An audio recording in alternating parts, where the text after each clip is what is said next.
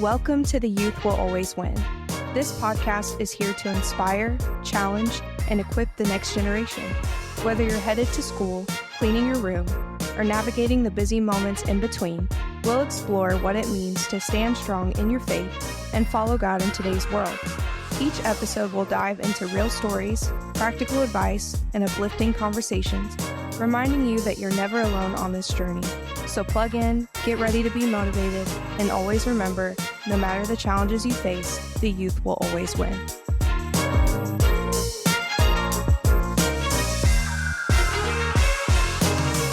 Welcome back to The Youth Will Always Win, the podcast where we help students win in the areas that matter the most. I'm your host, Pastor Connor, and today's episode is all about winning in your story. And so our guest today is Dustin Tavella. He's a magician, storyteller, and winner of America's Got Talent. And so Dustin's story is powerful, not just because of, like the hype stage moments of him winning, America's Got Talent and these things he's got to do, but because of how he's used his story to point people back to God's love and purpose. And so today we're going to talk about how God can use your story, the highs, the lows, the confusing parts to make an impact. So Dustin, man, thank you so much for joining us today. Absolutely, bro. From the studio. Yes, dude. That's how you got to do it. The minivan. That's how you got to do this sometimes. I love this stuff. Well, I'm so excited for our conversation. Let's start here. When people see you now, they see success, faith, family.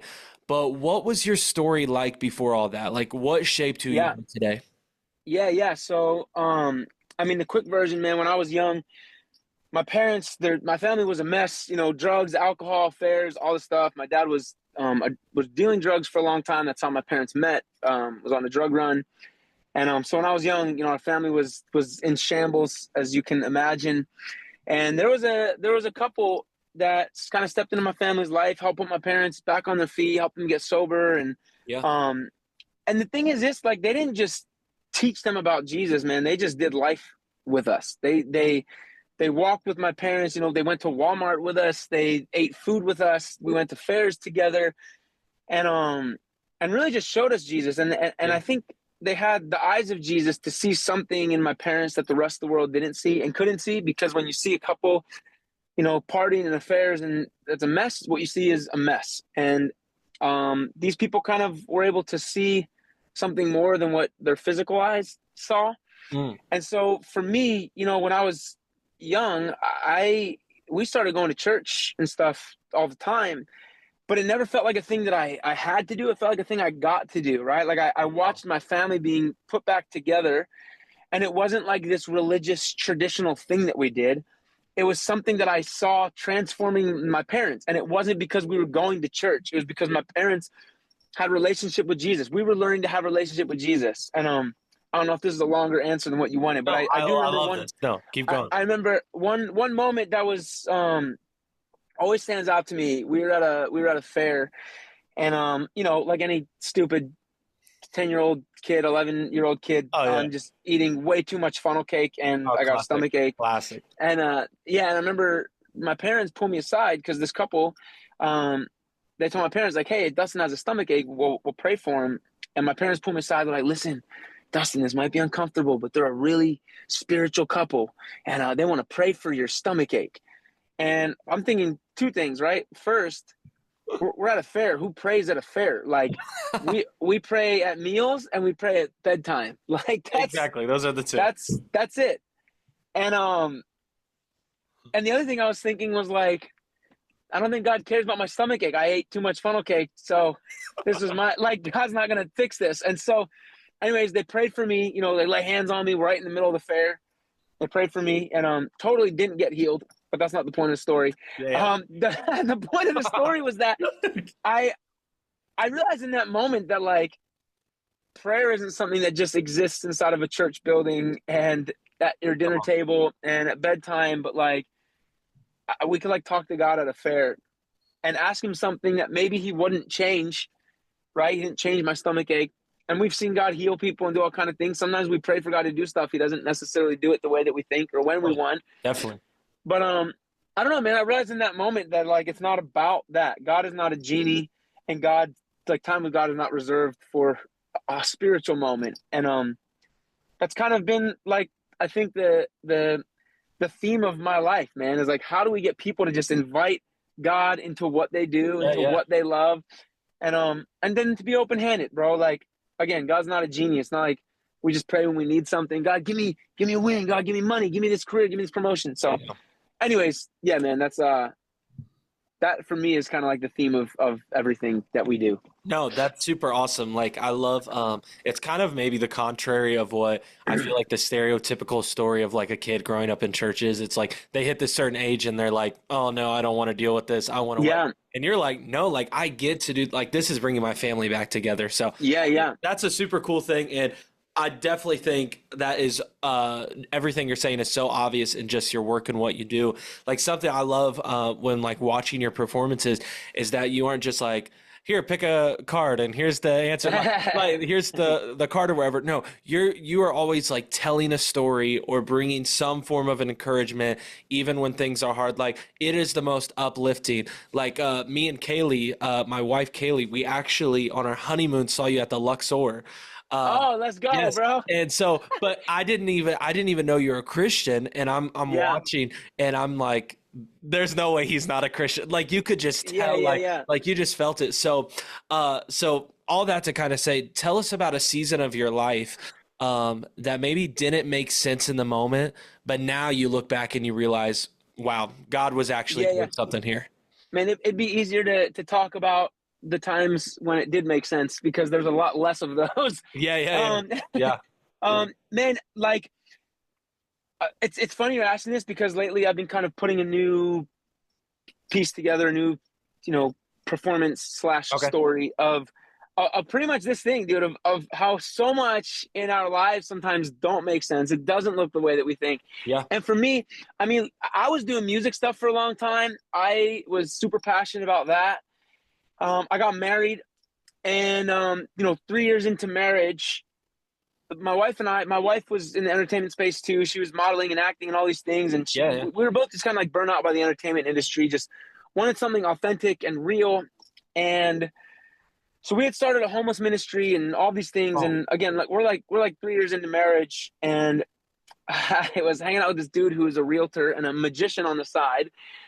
And what a combo, dude. Yeah, I know, right? We're in a coffee shop, and he just busts out a deck of cards and some coins, and all of a sudden there's always people around, bro. Different ages, different skin colors, different backgrounds, different stories, different everything. And I always tell the story because to me this was like so pivotal because it was like a bomb went off in my heart. I was like, dude, this guy didn't need a platform. He didn't need a social media following. He didn't need success. Like this dude just showed up and with a deck of cards started doing some magic tricks. And all of a sudden all these people around becoming like little kids. And I went home and I told my wife, I was like, yo, I think I want to be a magician. And I'm an adult. I'm 3 years into marriage. I am like, and it wasn't just I want to be a magician. It was God did something today in this coffee shop like I'd never seen before. Like God brought people together. He brought them to this place of being like a child. And I was like, man, if we could take that and become more missional with that, to encourage people to take that space, to bring joy, to bring laughter, to bring encouragement, to bring purpose, right? To let that thing transform into something meaningful. I don't know. I think there's something to this. And so my wife goes on a run and she's praying, probably like, Lord, deliver my husband from these lies. Please get him gone. As an adult man, he's going to be a magician. Like, I mean, I'm going to do birthday parties for gas money. I don't know what I'm supposed to do. Exactly. But dude, she came back and she was like, yo, I know it sounds crazy, but I feel like God said you're going to win America's Got Talent doing magic tricks. Oh my God. And I was like, you just took that too far. Like I'm thinking she's trying. Is this when you're already on the show or this is like before? No, this is like a week after I felt like maybe I should start doing magic tricks. Oh my gosh. What? Yeah. So crazy. Yeah. So dude, like in my mind, I'm like, this makes no sense. I don't know how to do this. I like that. The thought of that is super overwhelming. Yeah. And bro, it was just one thing after the next, man. We didn't know what we were doing. I thought maybe we took everything that we had, kind of started trying to put together a magic show. Decided let's do this. If we feel like God's speaking it, like it sounds crazy, let's just do it. The pandemic hits and can't do events. There's no youth events. There's no birthday parties. There's no anything. And man, and this is I think the big takeaway. And again, I feel like I have all these moments in my life where God's teaching me something, and it's always better than what I want. It's always more uncomfortable than I want. Yeah. But I felt like God was like, listen, there was a dude in our leasing office in the apartment that we lived in, the apartment building we lived in. And, he had substance abuse problems and did not know the Lord. Like God said, go down every day and just do a magic trick for that guy.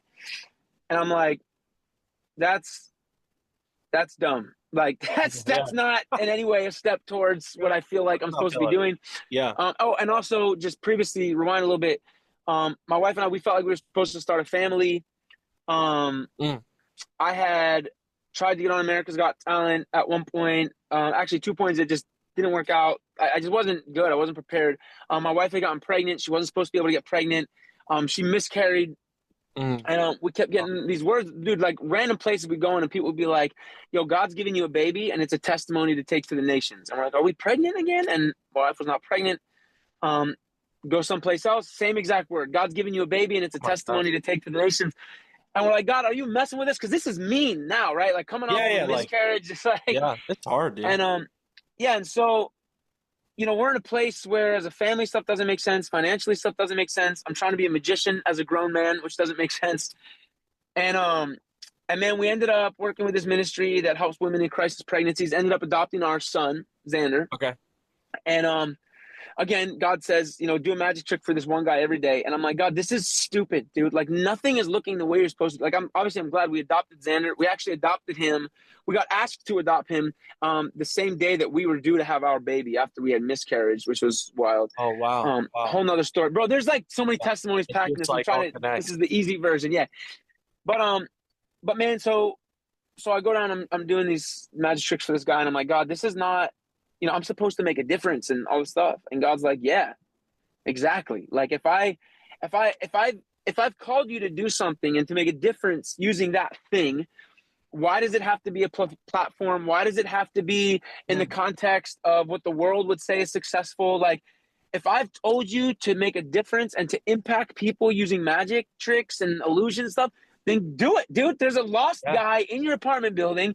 You don't need a stage. Just like when it started for me in a coffee shop with a bunch of people who we didn't know. They weren't producers. They weren't a TV show. It was just people in a coffee shop. And so, dude, for a year, went down. My wife would come with me sometimes. She's sharing her story and her testimony. And, bro, after a year, this dude ends up getting sober, giving his life to the Lord. Dude, come on. And literally at that same time, we get the phone call saying that they wanted us to come and do an audition on America's Got Talent. And what was wild too is like, we wanted to tell stories. My first whole act was about the adoption. And I went back to those words, prophetic words that people were giving us. God's giving you a baby and it's a testimony to take to the nations. And here we are telling this adoption story in front of millions of people on America's Got Talent just to get into the next round, bro. And again, things that don't make sense. And this is why I love, this is a loaded question for me. We're living in Virginia Beach at the time. America's Got Talent is sending out a film crew to film some stuff of our family, right? And I'm like, this is so cool. They're flying a film crew out to Virginia Beach. They're going to film us just around hanging out. Well, they end up getting rained out and the film crew can't come. Well, we end up getting a phone call asking if we would adopt Xander's older brother, our son's older brother. So we had an older brother that his situation was a little bit more complicated. So we're like, well, this is the craziest timing. We're not going to say no. So we're like, heck yes, we've been praying for this forever. Wildest timing. Well, bro, it just so happens the film crew reschedules the same day that it was scheduled for Silas to come into our home. So the film crew is there to capture the first moments of these boys uniting. So what was them getting rained out, an inconvenience, I was frustrated. I was like, this was going to be awesome. Now they're not coming.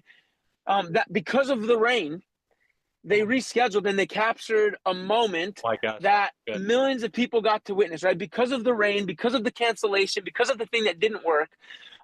They end up capturing this moment, and the whole second round was now about adopting a second child while live on television, bro. And so, of course, go on to win this thing. And after all this, I'm sitting here like I just won America's Got Talent, right? The biggest talent competition show in the world. I'd been doing magic for 2.5 years at that point, right? It was just so ridiculous. Yeah. we have these two boys, the wildest testimonies, the fulfillment of these prophetic words of bringing these testimonies, telling it to the nations, right? People watch this show all around the world. Also realizing that the build up to this was taking a year to minister to one guy and watching him come to know the Lord, and then wondering what the greater win is, right? I think for so many people, it's easy to measure, like, dude, you won America's Got Talent. That's the win. But I think the win is the obedience, right? The win was when this dude came to know Jesus day after day for a year, right? Doing what seemed insignificant. And so anyways, when you talk about the things that don't make sense, I feel like our whole life has been full of these moments, these decisions where either we're called to make a decision that doesn't make sense, or God gives us a word that doesn't make sense. And all of a sudden you just keep saying yes to Jesus. And the culmination of that isn't just a win in the world's eyes, but it's a win according to what Jesus says matters. Yeah. No, yeah, dude, that is so good. Like I think a lot of times, like sometimes we just forget that our story is not just for us. Like God doesn't just bring us through stuff to leave it there. He wants to use it to reach people who might be going through the same thing, right? Amen. That's something powerful about opening up and letting people see what God's done in our lives. Amen, so bro. why do you think it's so powerful when we share our stories with others? Like if there's someone, maybe they're not really sharing, they don't feel led to, like, why is that powerful? Why is it unique? Why is it impactful? Yeah, man, look, there's some complicated stuff in the Bible, and then there's some stuff in the Bible that's like, it talks to us like we're idiots, and it breaks it down like we're morons, because sometimes we are. And I love that's the verse in the Bible which essentially says, like, people don't have faith. Why don't they have faith? They don't have faith because no one's telling them. And no, oh no, I'm sorry. They don't have faith because they're not hearing it, right? They're not hearing the gospel, not hearing the love of Jesus. Why aren't they hearing it? Because no one's telling them. Why is no one telling them? Because you're not going out and using your voice, right? So, like, why is it important to share these stories? Well, because God is moving, and there's a hurt and dying, there's a lost world out there. They're discouraged, they're confused by their own mess, they're confused by the stuff in their life that doesn't make sense to them, and they don't have Christians pouring into them, telling them, oh, dude, stuff doesn't make sense. This is the perfect time for God to move. Like, you want a miracle? Like, miracles, and I always say this, I say this in my show now too, like, miracles start with impossible, right? A lot of us, you ask people who wants to see a miracle, everyone's going to raise their hand, right? Yeah. A miracle is when something impossible happens, meaning a miracle can't happen if something isn't impossible first. So that means that when we ask God for a miracle and things start to feel impossible, that's not a time to run away and be discouraged and be like, oh, I guess that's it. That's the time to lean in and say, okay, this is the foundation that miracles are made out of, right? This is when we need to lean in and trust God. And not only do we lack that sometimes as believers, but then we're sitting here wondering why the rest of the world is lost. Well, because we need to invite them into a space of having hope. Hope doesn't come from everything going your way. Hope comes from believing that God does incredible stuff with broken stuff. God does incredible things with broken people. And so, I think that for us, when we start sharing the things that God's done in our life, it's not only encouraging people's faith, it also takes off that pressure that sometimes we feel to be like, how do you win someone to Jesus? You need to know every scripture in the Bible. You need to quote every single verse. You need to answer every single theological question. You need to, right? You need to do this. And we forget that, like, when we read the Bible, we're reading about Paul, we're reading about Matthew, we're reading about James and John, we're reading about Moses and Noah. Like, they weren't reading those stories. They were those stories, right? Like, and so for us, like, we have the Bible. That's awesome. But, like, we also have what James and Matthew and John and Paul and Noah, but we have the same thing that they have. We have the Spirit of God within us, meaning we should be able to accomplish what they did and more, because we also have our cheat sheet. We have those stories. And I think when we start living out the gospel, when we start realizing God wants to use me, my job as a Christian is not to invite people to church and then expect the pastor to share his stories. My job as a Christian is to live this out, bro. Like, the way I see it is, like, people should be coming to church already saved because we did our job outside of the building. You're so right. We went to church knowing Jesus because two Christians did their job. They invited us into their home. They came into our home. They shared their story. They shared their life. They didn't shove the gospel down our throat. They didn't sit here and try and manipulate conversation to lead to the salvation prayer. Dude, they lived out Jesus with our family. They had eyes the same as Jesus's to see hope in the midst of a mess. And they called that out. They called out the life that existed in my parents, the gifts that existed in my parents. And here's what happened. My parents didn't just go to a church service and raise their hand and bow their head and close their eyes and say, I want to be saved. Dude, my parents learned what it looked like. I learned what it looked like to do life with Jesus. And then my parents didn't just like become converts. Like, dude, my parents then not only saw their marriage restored, they started marriage ministries. We started inviting people into our home, seeing countless marriages restored because they learned what it looked like to be Jesus, not bring someone to a building where someone talks about Jesus. And so, again, maybe these are longer answers than what you're wanting, bro, but perfect. No, I want the, No, it's like the devil is not worried about you just sitting quietly in a church service. Like, yeah, dude, yeah, exactly. If you open your mouth, when you start sharing your story, when you speak out about what Jesus done in your life, and I always try to tell students, like, what makes your story powerful is that people did not know David. Your friends do not sit across the lunch table from Moses or Joshua. You know, your coworker does not work alongside Abraham or whatever it may be. They work with you. They sit at your lunch table. They're on your sports team. They work in your department, whatever it may be. And they know you. And when you are able to share with confidence, this is what God has done in my life, and he can do the same in yours, it's powerful. Like, like they don't get to meet these biblical heroes, but like what you're saying, like they weren't reading these stories and being inspired. They were living it out. They were these stories, and we can be the same. Dude. And it's cool. It's cool because, you know, when we're doing that confidence, again, it doesn't just come from having enough knowledge. It comes from having an active relationship with Jesus. And I always say this too. You know, there's times where I will watch a movie, right? And maybe it's a movie that a lot of my friends didn't like, or a TV show a lot of my friends didn't like, or whatever.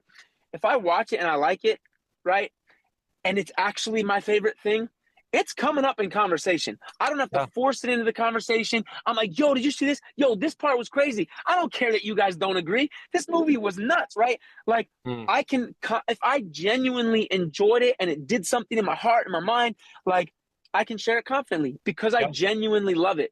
And I think sometimes we forget that, like, that place of confidence comes from genuinely loving and knowing Jesus, an active relationship with Jesus.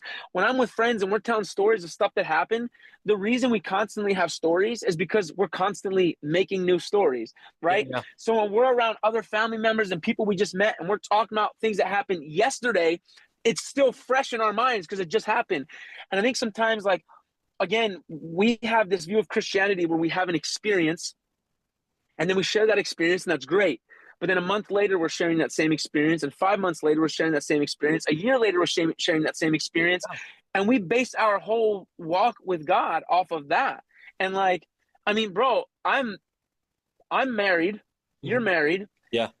I can't be like, dude, I went on a date with this girl this one time 9 years ago, and now, like, it's the best relationship. Like, you don't, like, it is a constant, maintained relationship. Yes. And so, yeah, man, I think that confidence sometimes comes from living it out regularly, and what God is doing is fresh in your mind. And you can't help but to be like, bro, this is crazy.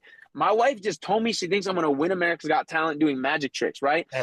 All of a sudden, bro, like two and a half years later, we're talking to these same people like, dude, I just won America's Got Talent doing this thing. Like, we're sharing what's happening, and people are seeing testimonies as it goes.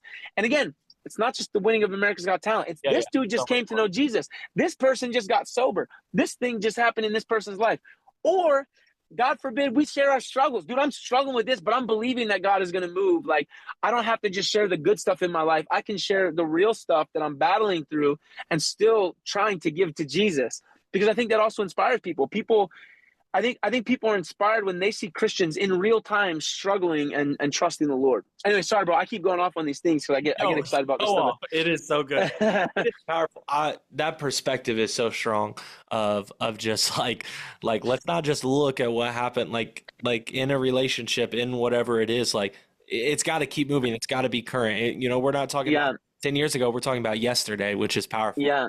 So I guess my last question before we kind of hop in some rapid fire questions would be if someone out there who's listening is thinking, I don't see God anywhere in my story, how would you remind them that he's still working?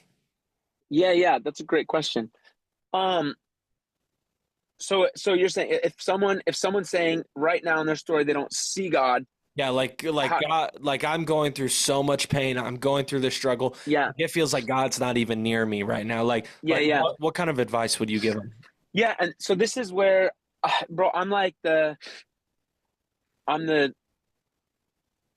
proudly I am the weird Christian, right? The Bible says that Yeah, yeah. we are peculiar people, and so I'm totally fine with this.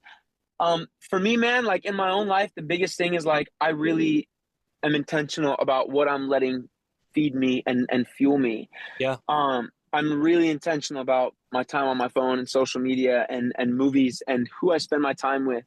Um, I try to really take advantage of people in my life who love the Lord, and you know, I think it's a very common thing that we look and we're like, God, I don't see you moving right now, and it'd be easy to give up, and it's easy in those moments to believe the lie from the devil that God is not moving, Yeah. that you've been a fool for believing this.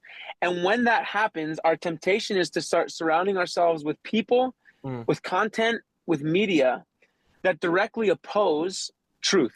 Um, Yeah. we start aligning ourselves with even content and movies and binge watching TV shows and stuff that are basically just distracting us, Mm. or there are people almost like affirming our frustration, right? So like I think when we start consuming certain kinds of content where we feel like we can relate to it because it's people who have given into that discouragement, right? um I think we start finding ways to like justify the decisions we're making, because a lot of times too, when we're struggling, when we're discouraged, man, it's easy to want to do wrong things and to justify those wrong things because we're like, well, God's not moving and he'll forgive me anyway. And we start kind of stepping into these real weird gray areas. And so like for me, I'm just really big on like what I let into Yeah. my brain. Having people in my life who are like, bro, look, I know that this is hard. I don't know that I can answer where God is in this moment, right? Like when we had the miscarriage, we've experienced all kind of stuff in our life, just to use the miscarriage as the example, because we had already talked about that. There are people who could try and explain why. There are people who could try and be like, well, God made that happen because this. There's people who could be like, how could God let that happen? Right? We try and like, Yeah. Yeah. but I think where we found the most comfort was people just being like, man, that sucks, dude. Like, I'm so sorry. Like, let's just, like, are you guys hungry? We would love to just, someone's beeping at, not at me. I'm obviously parked. Yeah. Um, People just being like, man, like, can we just love on you guys? Are you hungry? Can we make you a meal? Can we bring you something to eat? The people who are like, listen, I know this stuff is hard. I don't know what God is doing, Mm. but like, I know that in my own life, God has used trauma and discouraging moments, and He's used those to not only grow and strengthen me, but to bring life to others. I think people who reminded us that there is hope, even when we don't understand, even when we are struggling, without trying to pretend they have the answers, because no one could have said, dude, I bet you're gonna have this miscarriage, and then I bet you're gonna adopt the kid, and then I bet you're gonna tell that kid's story, on a TV show, and then I bet, like, how silly for us to Yeah. Yeah. pretend to know what God's doing. But I'd say, again, for anyone who's in that space, and I'm saying this to myself, bro, because I still get to that space sometimes, Yeah. right? Yeah. Like Oh, definitely. like I think knowing that these times come, and that's okay. Like we know when we already in our minds have made up, I know Jesus now, Mhm. life will still be hard, Yeah. right? I think that that's a really healthy place to be, man, because then when stuff gets hard, we don't find ourselves wanting to run. And I had another thought too that I think is really important. I'm trying to remember. I think just the acknowledgement of that is good. What I was going to say is like, I think this is also just the idea of knowing that our goal is not just to go to church on Sundays. Like Yeah. our goal is to build the kind of community where we can kind of just keep that endurance. We can just keep people around who are going to keep us running the race. I think it's super important that it's a constant and consistent thing that we do. Yeah. Dustin, you need to write a book, dude. This is so good. I'm being serious. Like everything you're saying, I'm like, oh my gosh, like I want my students to hear this over and over. It's so good. Well, thank you, man. Well, yeah. Well, hey, I appreciate you being on this episode with us. But No, of before we course, get man. into all that, I got some rapid fire questions. Yeah, Dustin let's doesn't go. know what these are. We're gonna hit them, and you just got to answer as quick as you can. So here we go.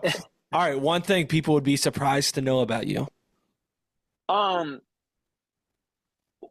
I think that there's a lot. Sometimes people like usually see me. Well, first of all, if people don't know I'm a magician, that's the one thing people are always yeah, surprised. They're like, oh, yeah. you do magic tricks. You're like what? But I'd say one of the things, bro, is like, again, I said I'm not the peculiar people thing, bro. I do not listen to secular music. Come I've on. stopped watching,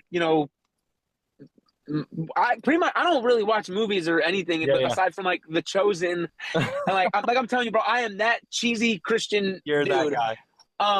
And no, people normally expect me to be the guy who's like, oh, he's the guy who loves Jesus, but it's all the stuff that the world thinks is cool still. Yeah. And not that there's anything. I'm not judging people who do that. It's just for me, I'm just like, God, I don't know. And if I don't know, I'd rather be safe than sorry. I don't want to risk stuff. I don't want things in my brain. So yeah, I mean, bro, we barely celebrate holidays. Like I think that's the other thing too. Like we are, for someone who is constantly in front of a camera, like using technology and performing, I'm the most detached from culture person. Completely different. Yeah. All right. Second one is favorite movie. Favorite movie. So there is a movie called Little Boy. I don't know if you've ever seen it. It's very artistic. But it's basically about it's a whole story about faith. This little kid who wants faith, and he's kind of like wrestling with his faith, and it's during one of the wars. And there was the nuclear bomb that was called Little Boy. But it's about his relationship with his dad. His dad goes off to war and all these things. It's just really inspiring, dude. It's definitely Christian-esque, but it's one of those kind of like redefined faith kind of movies. And that coming from the way that we love people. And awesome. I love that movie. If you had like a walk-up song, like if you're coming out like kind of like an athlete does, like before a performance, what is your walk-up song? Yeah. So I actually do have a walk-on song that I use in my stage show right now. Okay. I don't know if it like is a song that like captures me the most, but I just found, because I've tested all kind of stuff, the song's works. It's the Toby Mac song. Okay. That's like I've been uptown, out in uptown, ain't nothing sweeter than his love. Yeah. That is the song that I walk onto, and I don't know. I guess I never thought about it until you just asked. I feel like maybe there's a lot in that song too. It's like I've experienced all this stuff, but there's just nothing better than the love of Jesus, bro. Yeah. No, that's great. Yeah. I'm trying to think of. Yeah, that's probably it. The one that I actually walk onto. It's your actual song. That's funny. Favorite place you've ever performed? Oh man. See, that's a tough. So like as a magician, so many. What makes a performance great for me is the people. Yeah. I did a show for a church in Carmel, Indiana. Dude, that is like an hour from us. Oh, really? Oh my gosh! Now I can't remember the name of the church. It was a huge church. What? But I had no idea. That's sick, dude. It was like a couples night, and it was just so fun, bro. And I feel like a dummy now because I'm blank on the name of the church. But it was just so fun. Like I mean, dude, like we've done shows in New Zealand and really cool, beautiful places. But bro, like there's just nothing more awesome than people. And so that show has always stood out to me just because I had so much fun. I almost felt like it wasn't fair that I was there. Like, I'm here entertaining myself because these people are great.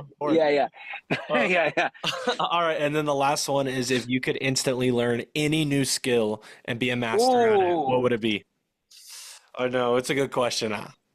The first thing that comes to mind, dude, like I used to love like parkour stuff, right? Okay. Like all like the tricking and flipping. I did it a little bit. I had friends who were crazy. Like they were all the stunt guys in all of the Marvel movies and sick. all that stuff.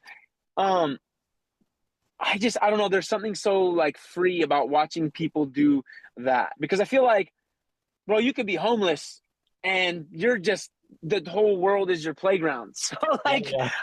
there's something so freeing to me when I'm watching these guys run across buildings. They're falling and they just get right back up and they try the same thing 100 more times. I love the culture around a lot of the parkour stuff. Do a magic trick Yeah. while you do some parkour. Yeah, bro, exactly. Like the greatest one being not breaking my neck. Yeah, that's the trick. That's He just I did a front he just flip jumped off a building. Yeah, So stupid. funny, bro. Well, hey, that's a wrap for today's episode of The Youth Will Always Win. Dustin, genuinely, thank you for being on with us. We have really appreciated it. Remember, students, your story matters, even the messy parts. God can take what you've been through and turn it into something that impacts people for his glory. So, Dustin, Amen. Thank you, and we will see you back here on the next episode of The Youth Will Always Win. Hey, thank you, bro. Appreciate you, man.